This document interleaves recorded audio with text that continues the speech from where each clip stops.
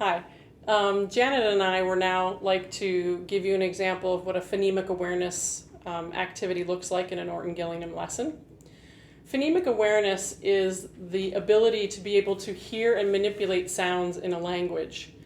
And that is one of the first symptoms or indicators of a child who struggles with dyslexia, is if they have trouble rhyming words or manipulating sounds in a word. So this is an activity that is done in an Orton-Gillingham lesson that helps build those phonemic awareness skills. Janet?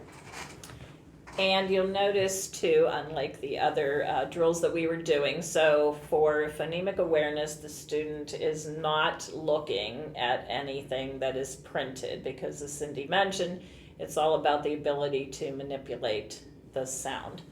And there are a number of different activities that you can do that range from relatively simple to more complex. So we are just going to do a few different types of activities. And so one of them that often, when students are tested for, difficulties with phonological processing is, can they identify a certain sound in a word? And we just call that identification. So if you're starting off very basic, you may actually want to give the sounds. So for instance, if I say to Cindy, there are 3 sounds in the word fish. F, I, sh.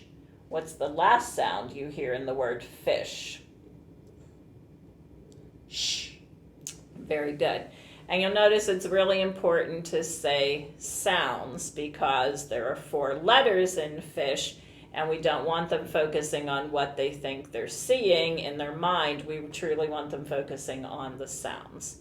All right, so that would be, maybe we can do one more like identification one. So say the word trap. Trap. Okay, what is the second sound you hear in the word trap? R. R. Very good. The second sound is R. And I don't know if you can see or not, I do have some blocks here, so even though we don't have any printed material, it's perfectly fine if the student uses some manipulatives because it gives them something to focus on and helps them when they're trying to manipulate those sounds. So that was one type of phonemic awareness activity. Another common one would be deletion. So let's say that we have, and Cindy certainly doesn't have to use these if she doesn't want to, let's do the word clap. So I will ask her, and you might want to say to the student, show me the sounds in clap. Clap. K. O. A. Good. Now, it's usually easiest if they delete the beginning or the ending sound, so I'm going to say, okay, Cindy, now that you've said clap, I want you to take away the k. Lap. Lap. Very good. So now we have the word lap. And usually when you are asking the students to manipulate them, it's probably best if the answer they come up with is and should be a real word, because otherwise it can get a little confusing. So strive to, so you really have to kind of plan them out and make sure they come up with real words. All right, let's do another deletion one. So this time we'll make it maybe a little more difficult. Okay, say the word trap. Trap. Okay, show me the sounds in trap. Okay, this time, T. R. A. P. Trap. Very good. Okay, this time I want you to take away the R. T. App. Tap. Very good. And if the student does struggle, you just, bring the manipulative back in, have them repeat the sounds and say, okay, where did you say the R was? Okay, here or wherever. Okay, so we're taking this away. We still have, t, you might have to guide them a little bit.